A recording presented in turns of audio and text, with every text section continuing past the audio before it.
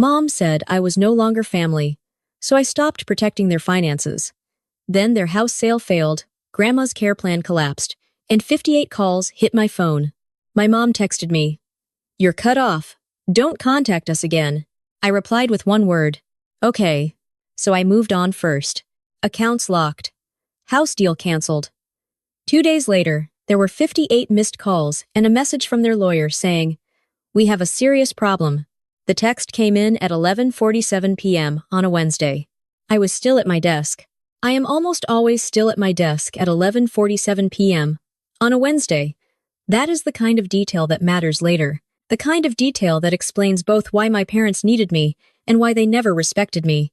I had a spreadsheet open, a cold cup of tea beside my elbow, and a manila folder full of source of funds documentation that I had spent the last 3 hours reviewing for a transaction scheduled to close in 9 days. The transaction was theirs. My phone lit up with my mother's name. I picked it up expecting a question about a notary's signature, a panicked note about a form she could not locate, or some logistical fire that needed to be put out at midnight because she had ignored it all day. Instead, her message said, "You have always made everything harder than it needs to be. Your father and I have decided that your negativity is no longer something we are willing to absorb. Do not contact us again. You are no longer part of this family's plans." I read it once. I read it twice. Then I set my phone face down on my desk and looked at the spreadsheet. I looked at the source of funds documentation. I looked at the escrow trust summary with my name on it in 3 separate places. I looked at the dual authorization banking credentials blinking in an open tab on my laptop. Then I picked up the phone again and typed one word, "Okay." She thought she was cutting off the difficult daughter. The rigid one. The one who refused to smile through chaos and perform gratitude for the privilege of being used. What she had actually done was remove the only person holding their entire financial life together. I closed my laptop, and then I slept better than I had in months. Let me explain what I do for a living, because it matters enormously to what happened next. I am a senior forensic compliance officer for hospital foundations. I have been one for 11 years. Before that, I spent 4 years in regulatory audit at a financial services firm and 2 years clerking for a federal judge whose specialty was white-collar financial crime. I have a master's degree in forensic accounting and a professional certification that took 18 months of examinations to earn. I am very quietly proud of it, in the way you are proud of things that require genuine suffering to achieve. My job, in the plainest possible terms, is this. I find out where large sums of money are supposed to go. I discover where they actually went. Then I build the evidentiary case that makes it impossible for the person responsible to claim they did not know the difference. I do this for a living. I do it well. I have testified in 4 federal proceedings, and not once has my documentation been successfully challenged. My parents had no interest in my career. The word compliance made my father's eyes glaze over the same way they did at cocktail parties when someone mentioned anything involving sustained effort and no visible glamour. My mother used to introduce me at their social functions as working in finance, something with hospitals, the verbal equivalent of a shrug. It was a career that sounded impressive in the abstract, but produced nothing she could display. But they had an enormous, apparently bottomless appetite for what my skill set could do for them personally.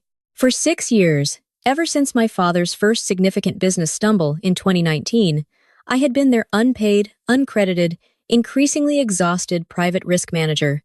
I reviewed contracts they could not be bothered to read. Not once, not occasionally. Every contract, every agreement, every binding document that crossed their lives. Because my father signed things the way some people eat at buffets, enthusiastically and without considering consequences. I caught a construction agreement that would have made them personally liable for a contractor's subcontractor defaults. I caught a home equity arrangement that contained a floating rate clause buried in paragraph 14, a clause that would have cost them an additional $40,000 over 3 years. I neutralized 2 separate tax exposures they had wandered into by making decisions that felt good in October and became problems in April. I translated the consequences of their financial choices. That was perhaps the most exhausting part. The translation. Not just finding the problems, but packaging the findings in a way that did not threaten their self-image as sophisticated people. Because if I was too direct, too clinical, too Ava, they would dismiss the warning. Then, when the consequences landed, they would explain that I had been difficult and alarmist, and that they had not wanted to upset everyone. I learned that early, so I adapted. I softened the edges. I kept doing it for 6 years. Their latest project, the one they referred to as their luxury downsizing at the club, the one my mother described in the newsletter she contributed to as an elegant new chapter, was in reality one of the more financially precarious things they had ever attempted. And that is saying something. The family estate was a 6-bedroom property on 2 acres that had been in my father's family since the 80s. It now carried a mortgage that had been refinanced twice and a deferred maintenance situation that could charitably be called ambitious. They intended to sell it, then use the proceeds to close on an exclusive lakefront townhouse at a development called Harborview Residences. $1.1 million. New construction. Concierge. Waiting list. The particular atmosphere of money that had stopped worrying about itself. To their country club friends, it was a graceful evolution.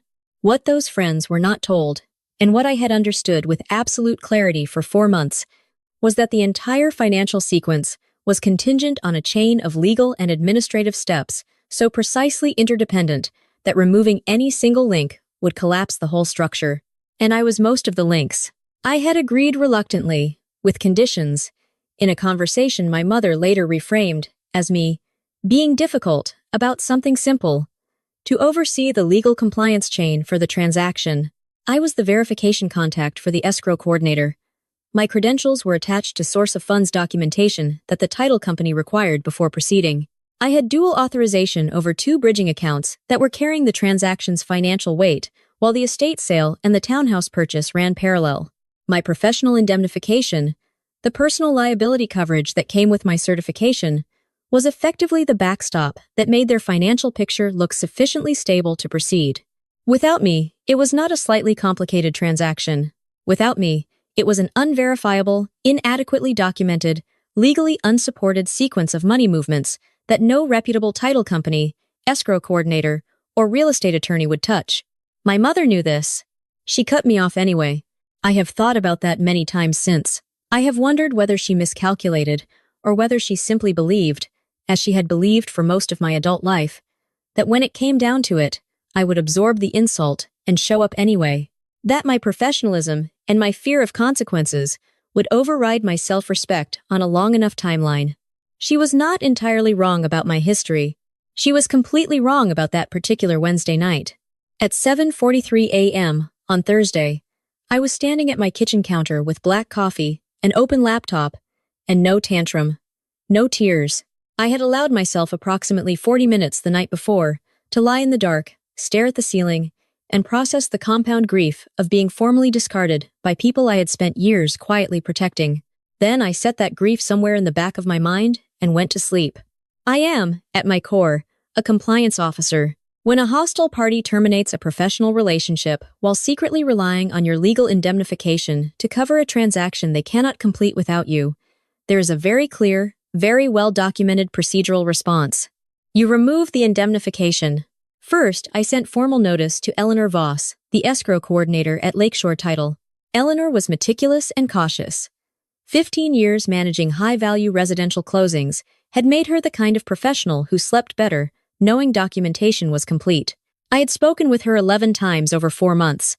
She knew my name, and she knew what my involvement meant.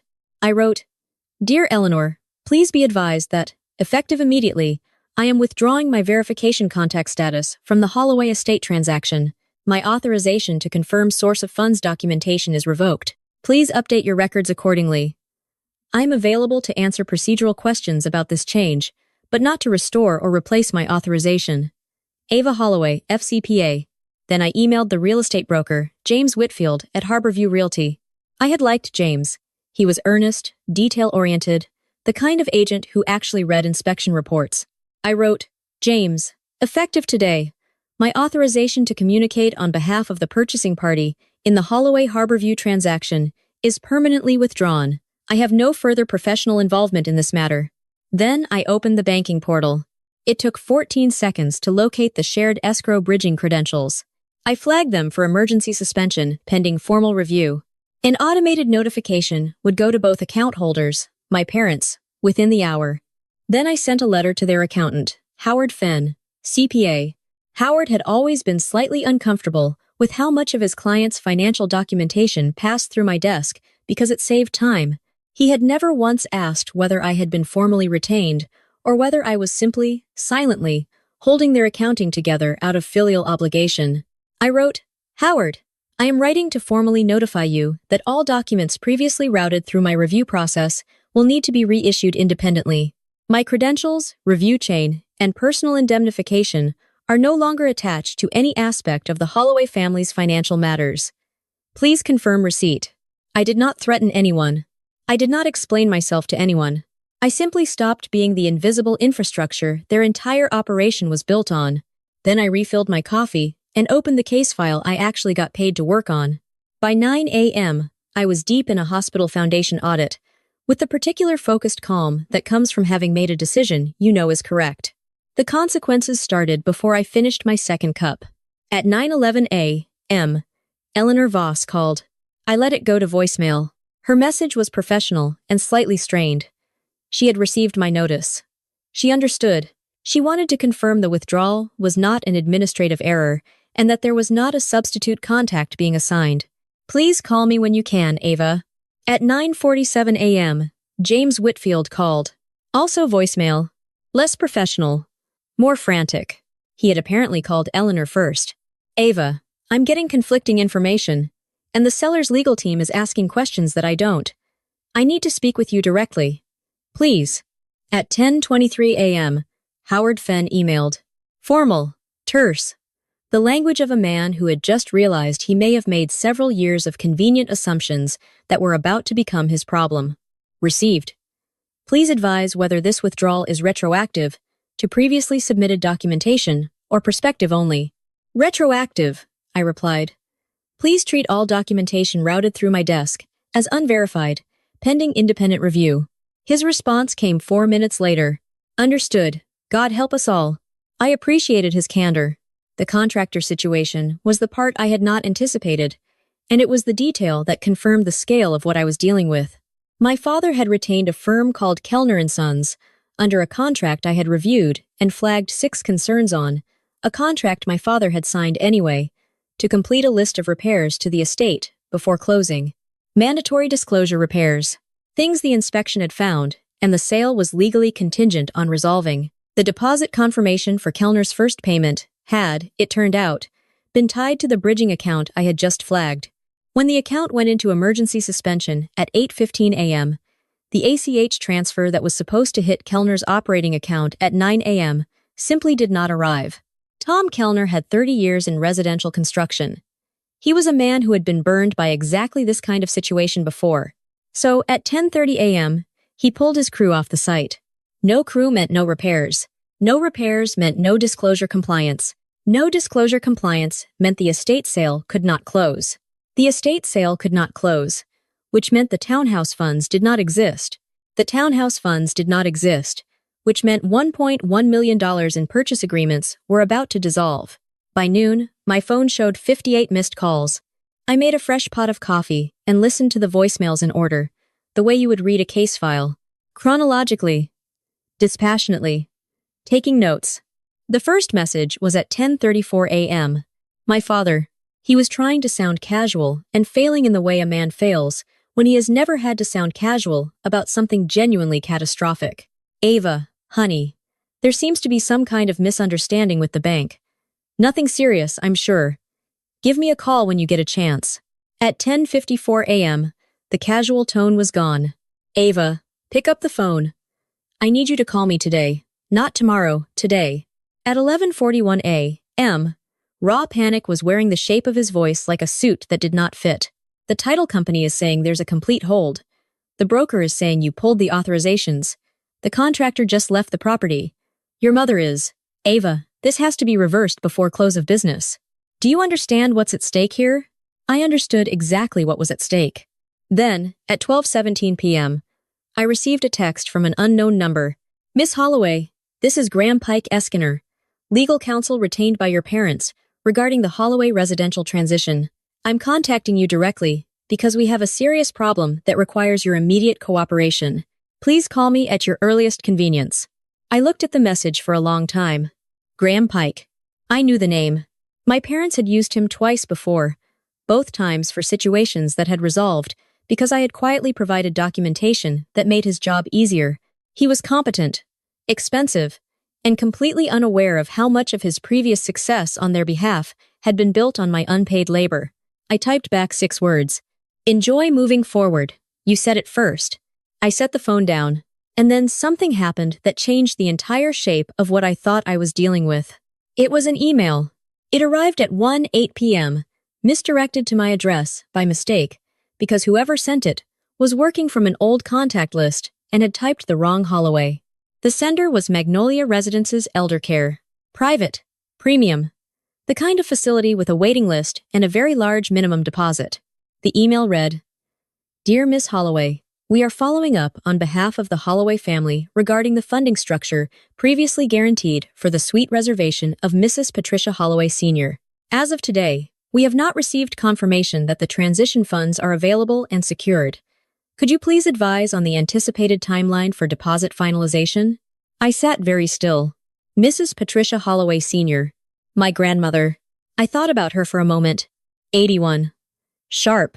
Wickedly funny. Currently living in a mid-range facility that she was too gracious to complain about, but that I had watched her adapt to with the particular dignity of someone who expected better and had stopped saying so. She had been told by my mother that the transition to a premium suite at Magnolia Residences was arranged, settled, a gift, courtesy of the downsizing proceeds. She had been given a date, and according to that email, she had already provided notice to her current facility. My mother had promised my grandmother a premium elder care placement that was entirely contingent on a closing that had now completely collapsed, and apparently, she had been using my involvement in the transaction as the guarantee that made the promise credible. I opened my email archive and searched 3 months back. There it was, a forwarded email chain that my sister, Chloe's boyfriend, Marcus, had accidentally copied me on while trying to coordinate something with my mother. Marcus was 26, delightfully careless with technology, the kind of person who hit reply all without checking the thread. The email chain showed my mother, my sister, and Marcus discussing the Magnolia reservation logistics. At 9:44 p.m., on a Tuesday, my mother had written, Don't worry about the verification requirements. My daughter Ava, the hospital auditor, is handling all of the legal compliance for the transition. She has her credentials attached to everything. We are completely shielded. Completely shielded. I read that sentence 4 times. I was the unwitting patsy. The professional backstop my mother had advertised to elder care facilities, to real estate attorneys, to her accountant, and to God knew who else. Without my knowledge. Without my consent. And as it turned out, without any intention of treating me like a person whose consent was required. She had promised my grandmother premium elder care on the strength of my name. She had sold my professional credibility to cover a financial sequence she did not have the resources to guarantee. And when I became inconvenient, when I asked too many questions, flagged too many problems, and refused too many times to smile and approve things that should not be approved, she had cut me off, fully expecting that my professionalism would force me back to the table. My fear of my grandmother suffering the consequences would force me back to the table. My fundamental inability to let people I loved fall through floors I could see clearly would force me back to the table. She had built an entire tower of fraudulent promises on top of my silent reliability. Then she had tried to throw me away. I got up, walked to my window, and stood there for about 90 seconds, staring at the street below, without really seeing it. My hands were completely steady. That is the thing about 11 years in forensic compliance. Genuine outrage and the work that responds to it do not feel like the same emotion. The outrage came and went in those 90 seconds. What replaced it was something colder and much more familiar. I went back to my desk, opened a new folder on my desktop, labeled it Holloway Documentation, and started building the case. Forensic accountants are very good at one particular thing that most people underestimate. We build timelines, not narratives, not emotional reconstructions. Timelines. Documented, time-stamped, cross-referenced sequences of events that establish, with the kind of clarity that survives cross-examination, exactly who knew what, when they knew it, and what they did with that knowledge. I had, it turned out, been unconsciously collecting evidence for months. Every email I had sent or received in connection with the transaction, every voicemail, automatically transcribed by my phone carrier. Bank portal access logs, showing my authorization dates and the timestamps of my revocation. Correspondence with Eleanor Voss at Lakeshore Title. 11 conversations, all documented. Several containing explicit references to my role as the verification anchor for the transaction. The accountant's emails. The contractor's payment confirmation tied to the bridging account. The misdirected Magnolia email. My mother's statement. We are completely shielded. The email chain with Marcus's accidental CC. Timestamped, unedited, sitting in my inbox like a gift. The 58 missed calls and their voicemails, which, in digital format, constituted time-stamped admissions that my parents had known the transaction was dependent on my participation and had attempted, repeatedly, to compel my continued involvement after I had formally withdrawn it. And Graham Pike's text. We have a serious problem that requires your immediate cooperation. Read with professional eyes. It was an attorney acknowledging, in writing, that their legal situation required my active involvement to resolve, which meant the involvement I had withdrawn was not optional, which meant the representation to lenders, title companies, and elder care facilities that I was actively managing the compliance chain had been accurate, and was now, catastrophically, not. I called my own attorney, Diane Okafor, 14 years in civil liability and professional indemnification disputes. The kind of lawyer who picks up her own phone and talks to you like an adult. Diane, I need an hour. Calendars open at 3. What are we dealing with? My mother used my professional credentials as collateral on a real estate transaction she did not disclose to me, represented to multiple parties that I was actively indemnifying a financial sequence I had not formally agreed to, and is now apparently defaming me to her social circle as unstable and difficult after I withdrew my authorization, following a termination of contact she initiated in writing. There was a pause. I'll make it 2 hours, Diane said. Bring everything. Diane's office was on the 14th floor of a building downtown that had the pleasant quality of making everyone who entered it feel that serious things were being taken seriously. She was exactly what her reputation suggested. Compact. Precise. With the reading speed of someone who had reviewed 10,000 pages of documents she did not enjoy and had gotten extremely efficient about it. She went through my folder in 47 minutes. She made notes. She asked 3 questions, each one surgical. When did your mother first represent to external parties that your credentials were attached to this transaction? I showed her the Magnolia email, the forwarded chain, and the 3 separate instances in Eleanor Voss's correspondence where my role had been specifically referenced as the reason the transaction's documentation was reliable. And your formal revocation notices were all sent before any of these parties requested clarification? I showed her the timestamps. Escrow notification at 7:43 a.m. Banking suspension at 8:15 a.m. Broker withdrawal at 8:51 a.m. Accountant letter at 9:02 a.m. All before my parents' first phone call at 10:34 a.m.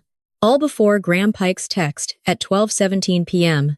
All, critically, before anyone could claim I had acted in response to pressure rather than in legitimate professional self-protection. Diane set down her pen. Ava, how well known is your mother in your professional community? I looked at her.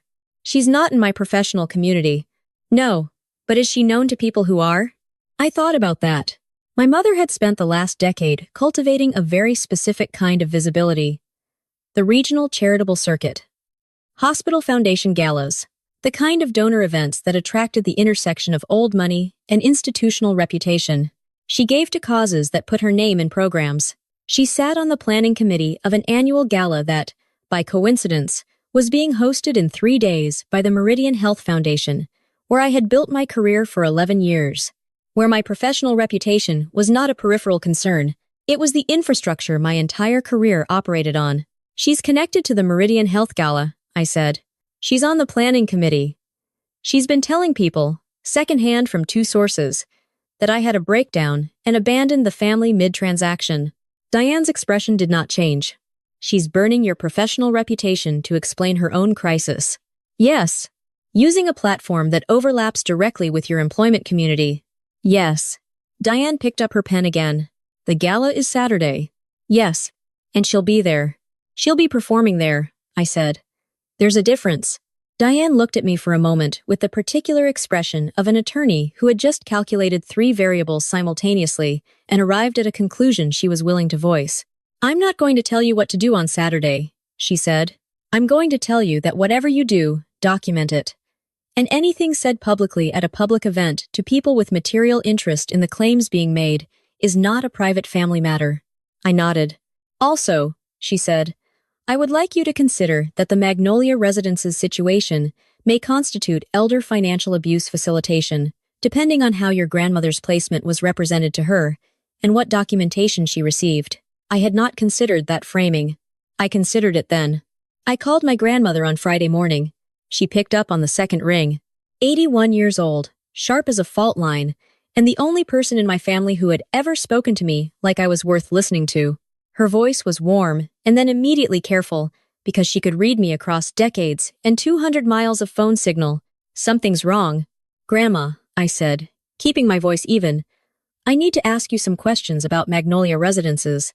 Silence. Then, quietly, "Patricia said you had arranged everything." "I know she did. She said your name was on the paperwork, that you were professional." She paused. She used a word I didn't know. "Indemnification."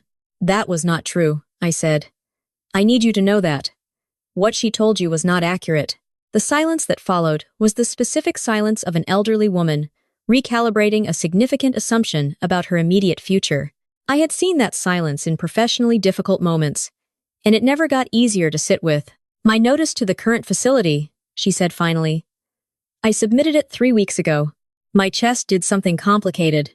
"I know," I said. "We're going to fix that. You have my word. Whatever happens with the transaction and whatever happens with my family, your placement is not going to be your problem to solve." "Ava," she said, her voice very dry. "Did your mother do something stupid?" "Grandma, I'm 81. I get to ask." "She did something considerably more than stupid," I said. "I'm handling it." "Good," she said simply. "She has always underestimated you. I've told her that for 30 years. I held the phone for a moment after we hung up. Then I opened my closet and looked at the suits lined up with the particular neatness of someone whose professional presentation is not vanity. It is armor. I took out the charcoal one. The Meridian Health Foundation Gala was held in the ballroom of the Ashford Hotel, a room I had attended professionally 4 times, once to accept an award I was quietly proud of, and 3 times to represent the foundation at donor appreciation events. The room held 300 people. At any given moment on that particular Saturday, it was full of physicians, foundation board members, major donors, and the administrative leadership of 4 regional hospital systems. My professional world, the world my mother had been performing in for 2 days, spinning a story about an estranged, unstable daughter who had abandoned her family in the middle of a crisis she had created through her own emotional rigidity and professional arrogance. I arrived 45 minutes early. I knew 3 board members well enough to speak with them before the room filled, so I did, briefly, warmly, in the specific register of someone whose reputation was intact and who was making sure it stayed visible. I spoke with Dr. Nathaniel Varga, the Foundation's chief financial officer, who had overseen 2 of my audits and had once written in a performance review that I had an almost unsettling capacity for documentation accuracy. I spoke with Sandra Feld, the director of donor relations, who knew everyone in the room and whose opinion functioned as a kind of institutional weather report. I spoke with Congresswoman-elect Judith Osei, no relation to my attorney, different family entirely, who was being honored that evening and who had met me twice before at professional functions. I was not performing. I was not positioning. I was simply being present. Recognizably, professionally, calmly present. At 7:22 p.m., my mother walked into the room. I was standing near the marble fountain at the center of the atrium, speaking with Sandra when she entered. I watched her do what she always did. Sweep the room. Identify the most important cluster of people. Calibrate her trajectory. Patricia Holloway, working a room. She was beautiful at it. She always had been. The smile arrived before the rest of her and made people feel selected. She was mid-entrance, mid-smile, hand extended towards someone near the bar, when she turned and saw me. The smile did something very specific. It did not fall. She was too controlled for that. It compressed, tightening at the corners in a way that was probably invisible to everyone else in the room and completely legible to me, because I had been reading that particular compression since childhood. It meant this is not what was supposed to happen. She crossed the room toward me with the purposeful, smiling walk of a woman managing a situation. "Why," she said, low and precise. When she reached me, teeth barely separated. "In God's name are you here? You made me a central character in the tragedy you've been selling this week," I said. "I thought I should make an appearance." Her hand found my elbow. Her fingers closed. She applied the specific pressure, firm enough to steer but not firm enough to be visible, that she had used my entire life to physically relocate me from situations she found inconvenient. I planted my feet. She pulled once. I did not move. She registered that. The band between songs was playing something quiet and transitional. The room had the soft, self-absorbed murmur of a cocktail hour in progress. No one was watching us specifically. No one needed to be. I pitched my voice at exactly the right register. Not a shout. Not a confrontation. Simply the clear, measured, carrying tone of a compliance officer reading findings into the record. "I have a few questions for the room," I said. "Since I understand some characterizations about my professional conduct have been shared here this week." The murmur shifted. It was that specific, instantaneous atmospheric change of a room that had just registered something unexpected. "Has Magnolia Residences been informed that the funding structure for my grandmother's suite, which was guaranteed using my professional credentials without my knowledge, is now in complete collapse?" My mother went the color of old marble. "Does the estate buyer's legal team know that the structural repairs your husband represented as completed are, in fact, still unfinished after the contractor was forced off the site when your bridging account was suspended?" The room was very quiet now. By some coincidence of timing, the band had stopped entirely. And for anyone who was told this week that I abandoned my family mid-transaction due to personal instability, I have documentation of a written termination of contact sent by my mother at 11:47 p.m. on Wednesday, followed by my formal professional withdrawal, notices the following morning, followed by 58 attempted contacts over a 6-hour period after the transaction collapsed. I paused. I did not abandon anything. I was discarded. And when I was discarded, I behaved exactly as any professional would. From somewhere to my left, I heard a voice I recognized. Eleanor Voss. Lakeshore title. 15 years managing high-value residential closings. Standing near the bar. Apparently, she was a guest. Of course she was a guest. This was a foundation event, and she processed high-value real estate transactions for exactly this kind of social circle. She was looking at my mother with an expression I recognized from phone calls, the look of someone reassembling a narrative they had been given about what happened. Then, from the back of the room, another voice carried, "Mrs. Caroline Sterling, 70, silver-haired." The single largest individual donor the Meridian Health Foundation had. She had known my mother for 15 years and respected her for most of them. Her voice was not unkind. It was something colder than unkind. "Patricia." She moved through the crowd the way significant people move, without urgency, with absolute certainty that they will not be blocked. "Were you representing your daughter's professional credentials to financial institutions and care facilities as active and in force while she was unaware of those representations?" The room understood the translation instantly. "Were you using your daughter's name to cover your bankruptcy?" My mother opened her mouth. Nothing came out. I want to be precise about this, because it would be easy to misremember it as more dramatic than it was. She did not crumble. She did not collapse. She stood there in the center of the most important room she had ever performed in, and for approximately 4 seconds, she was simply a woman who had run out of story. 4 seconds is a very long time in a silent room. I turned toward the exit. Behind me, I could hear Dr. Varga asking someone a quiet, clinical question. I could hear the Foundation's legal counsel murmuring to the event coordinator. I could hear Sandra Feld's particular professional silence. The silence of someone deciding what to archive and what to act on. I walked out through the main doors into the night air. The sound of the room was still audible for half a block. 6 weeks later, Graham Pike sent a formal letter requesting my cooperation in restructuring the transaction timeline. I forwarded it to Diane, who responded on my behalf with a document that Graham apparently described to my father as extraordinarily thorough.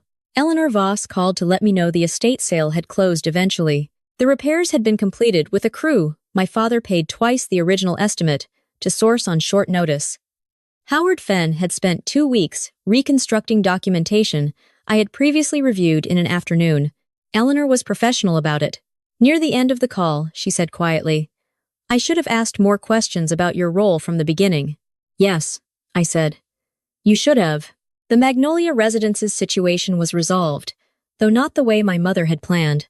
My grandmother's suite was secured through a combination of her own assets, which, properly structured, were sufficient, something my mother had apparently never bothered to verify before promising premium elder care on my behalf, and a formal adjustment to the estate distribution that required an attorney, 2 mediators, and a conversation between my grandmother and my father. I was not present for that conversation, but my grandmother described it to me afterward as clarifying. "What did you say to him?" I asked. "I told him that I had raised him to be a man who stood behind his decisions," she said, "and that I was waiting to meet that man." There was a pause. "He cried," she said. "It was overdue. My mother and I have not spoken. I do not know when or whether we will. I have made my peace with not knowing. What I know is this. For 6 years, I was the infrastructure. The foundation no one thanked because foundations are not visible. The compliance review no one remembered because clean paper trails do not generate stories. The safety net disguised as a daughter, deployed and folded and deployed again, because the alternative, acknowledging that the life they were performing required someone responsible and capable to actually maintain it, would have required an honesty our family had never been built for. I know what I am worth. I have always known. I have 11 years of documented evidence, testimony in 4 federal proceedings, and a performance review that uses the word unsettling as a compliment. I know exactly what I bring to a room. My mother learned it at 7:44 inches the morning, 16 hours after she decided I was someone she could afford to throw away. She was wrong. The truth did it for me. I did not have to say another word.